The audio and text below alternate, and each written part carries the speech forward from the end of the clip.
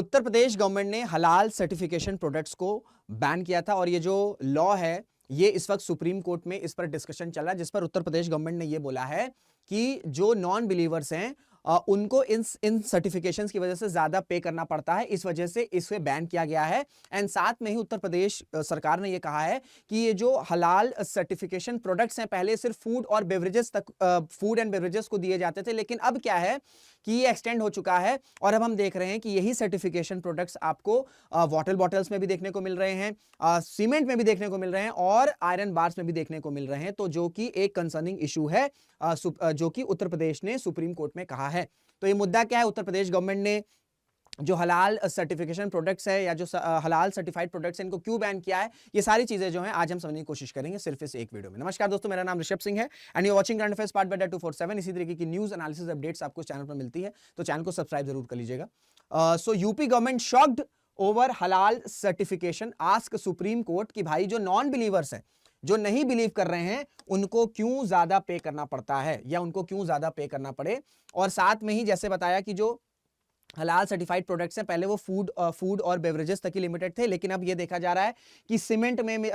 में सर्टिफिकेशन मिल रही है, आयरन बार्स में सर्टिफिकेशन मिल रही है एंड वाटर बॉटल्स में भी सर्टिफिकेशंस मिल रही है, जिससे एक अच्छा खासा जो सर्टिफिकेशन फीस है वो जनरेट हो रहा है, जो कि एक कंसर्निंग इशू है और इसे रिजॉल्व करना बहुत ज्यादा जरूरी है। ठीक है, इसे रिजॉल्व करना बहुत ज्यादा जरूरी है। सरकार का स्टांस ये है कि जो ऑर्गेनाइजेशन है जो कि ये सर्टिफिकेशन इशू करती है, ठीक है, जो कि आपका ये हलाल सर्टिफिकेशन इशू करती है, सरकार का ये कहना है कि ये क्या हो रहा है कि कई मामलों में, कई इंस्टांसेस में देखा जाता है कि ये लोग फेक सर्टिफिकेट्स इशू करते हैं।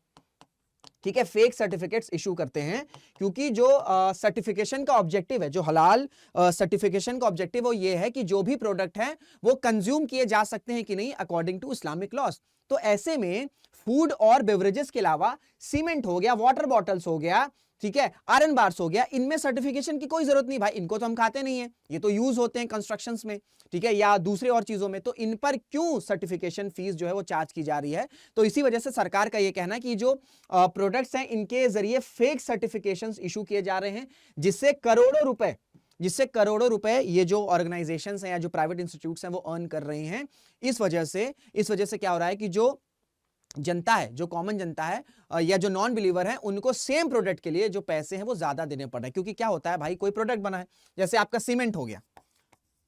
ठीक है, सीमेंट हो गया, अब सीमेंट कहां काम आएगा, सीमेंट भैया घर बनाने में काम आएगा। अब क्या हो रहा है कि जो फूड एंड बेवरेजेस है उसमें जो सर्टिफिकेशन मिल रहा है, तो उसमें एक पर्टिकुलर कम्युनिटी है, ठीक है, उनको वो कंज्यूम करना नहीं करना उसके लिए लिमिटेड है। लेकिन अब सीमेंट जब आ गया,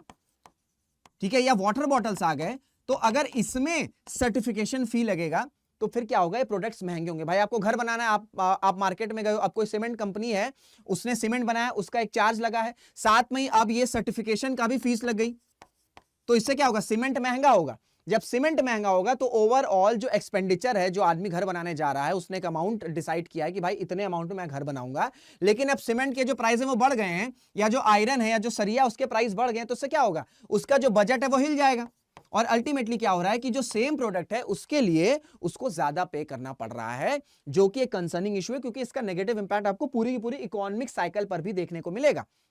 The government argues that these certification fees contribute to increased product prices, क्योंकि मैंने आपको बताया भाई एक प्रोडक्ट को बनाने का कुछ प्राइस है, अब इसमें आप ये सर्टिफिकेशन का प्राइस भी ऐड कर दोगे, ठीक है, आप अगर इसमें सर्टिफिकेशन का प्राइस भी ऐड कर दोगे तो इससे क्या होगा, वो सिमिलर प्रोडक्ट महंगा हो जाएगा। जब वो सिमिलर प्रोडक्ट महंगा हो जाएगा तो अल्टीमेटली इसका नेगेटिव इंपैक्ट आपको पूरी की पूरी इकोनॉमिक साइकिल पर देखने को मिलेगा, affecting consumers across various sectors. जैसे मैंने आपको एग्जांपल भी देके समझाया, चाहे वो सीमेंट हो गया हो, चाहे वो आपका सरिया या आयरन बार्स हो गए हो। देखिए, हलाल सर्टिफिकेशन का मतलब ये होता है इस्लामिक लॉज में कि ये परमिसिबल है, ठीक है। क्या होता है कि जो इस्लामिक डाइटरी लॉज हैं उसके तहत किन प्रोडक्ट्स को खाया सकते हैं, किन प्रोडक्ट को कंज्यूम किया जा सकता है, ये इससे समझा जाता है कि अगर वो प्रोडक्ट्स, ठीक है, अगर वो प्रोडक्ट्स पर आपका सर्टिफिकेशन है तब ये समझा जाएगा कि भाई हाँ इन प्रोडक्ट्स को कंज्यूम किया जा सकता है, ठीक है, इन प्रोडक्ट्स को कंज्यूम किया जा सकता है, ये समझ में आता है according to Islamic dietary laws. लेकिन सरकार का ये कहना है कि जो सीमेंट है, जो सरिया है, इनसे कनेक्शन नहीं आ रहा है और इससे क्या हो रहा है कि फेक सर्टिफिकेशन दिया जा रहा है और पैसे जो है वो जनरेट किए जा रहे हैं और अल्टीमेटली जो कंज्यूमर उसको ज्यादा पे करना पड़ रहा है। तो हलाल means permissible, halal certified products are those that compile with Islamic dietary laws, ensuring that they are permissible for consumption by Muslims. In India कई सारी प्राइवेट जो एजेंसीज हैं या जो इंस्टीट्यूशंस हैं वो हलाल सर्टिफिकेशंस को इशू करते हैं, ठीक है, हलाल सर्टिफिकेशंस को इशू करते हैं और इनका ये फीस भी चार्ज करते हैं, जैसे मैंने आपको बताया हुआ है। क्लियर हो गया, मैंने बताया हुआ है।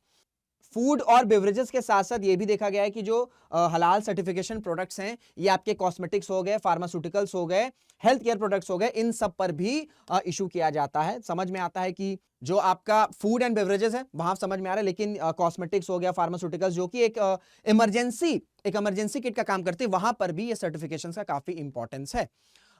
जैसे आपका जामियात उलेमा हिंद हलाल ट्रस्ट, ये 2009 में से स्टैब्लिश किया गया था और 2011 में यही जो है ये मोस्टली जो है आपके ये सर्टिफिकेट्स को इशू करते हैं। 2011 में इस ट्रस्ट को department of Islamic development Malaysia से एक रिलायबल इंस्टीट्यूशन की तरह रिकॉग्नाइज किया गया था कि हाँ भाई ये जो है वो सर्टिफिकेट्स को इशू कर सकते हैं। अब देखिए उत्तर प्रदेश ने बैन क्यों किया था,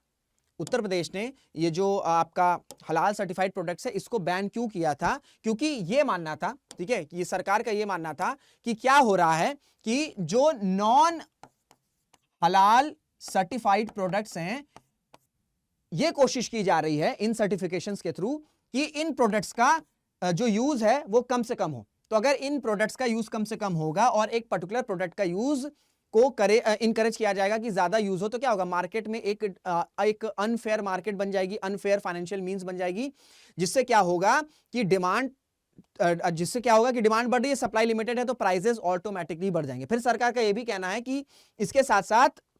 एक लार्जर स्ट्रैटेजी ये है कि भाई भारत में एक क्लास हेट्रेड जनरेट की जा सके इन प्रोडक्ट्स के थ्रू कि भाई ये हलाल सर्टिफिकेशन प्रोडक्ट्स है, ये नॉन हलाल सर्टिफाइड प्रोडक्ट्स हैं, तो इसके जरिए क्या हो कि एक क्लास हेट्रेड हो और डिविजन्स भी बन सके, जिससे अल्टीमेटली एक एंटी नेशनल एलिमेंट्स को क्रिएट किया जा सके। ये सरकार का स्टांस है, क्योंकि ऑब्वियसली बात है जब भी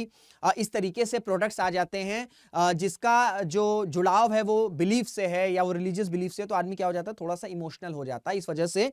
कई सारे जो एक्सपर्ट्स हैं, जो सरकार, उनका ये कहना है कि इस वजह से क्या होता है कि एक क्लास डिवीजन भी क्रिएट होता है। तो इस वजह से इन सब मुद्दों को देखते हुए ही जो सर्टिफाइड प्रोडक्ट्स हैं इनको बैन किया गया था। अब अगर मैं आपको मार्केट बताऊं कि जो ग्लोबल हलाल फूड मार्केट है इसमें जो शेयर है वो सबसे ज्यादा किस कॉन्टिनेंट से आ रहा है, एशिया से आ रहा है, 59% है। उसके बाद यूरोप है 21%, उसके बाद आपको नॉर्थ अमेरिका और मिडिल ईस्ट और फिर आपको साउथ अमेरिका जो है वो देखने को मिल जाएगा। अगर हम ग्लोबल शेयर की बात करें तो हलाल मीट एंड अल्टरनेटिव्स ये आपका फर्स्ट पे है, फिर आपका हलाल मिल्क एंड मिल्क प्रोडक्ट्स ये आपका सेकंड पर है, फिर आपका हलाल grains, fruits and vegetables, and फिर जो लास्ट है वो उसमें आपके और प्रोडक्ट्स आ जाते हैं। अब देखिए ये जो हलाल सर्टिफाइड प्रोडक्ट्स हैं इसको लेकर कई सारे जो एक्सपर्ट्स हैं या जो पॉलिटिकल एक्सपर्ट्स हैं वहाँ डिबेट भी चलती है।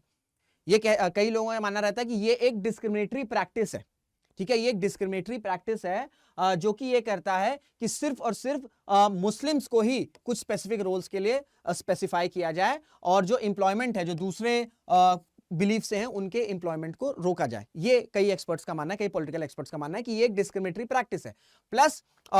ये जो सर्टिफिकेशंस दिया जा रहा है उससे फीस जनरेट की जा रही है, तो इसको क्या देखा जाता है, एक इस्लामिक टैक्स की तरह देखा जाता है, जहां पर जो कंपनीज होती हैं वो इन प्राइवेट कंपनीज को या जो नॉन गवर्नमेंट बॉडीज हैं इनको पे करती हैं। भाई अगर आपको टैक्स देना है तो सिर्फ सरकार को टैक्स दोगे, ठीक है, तो ये देखा जाता है कि कहीं ना कहीं ये एक इस्लामिक टैक्स की तरह काम करता है और इससे जो पैसे आते हैं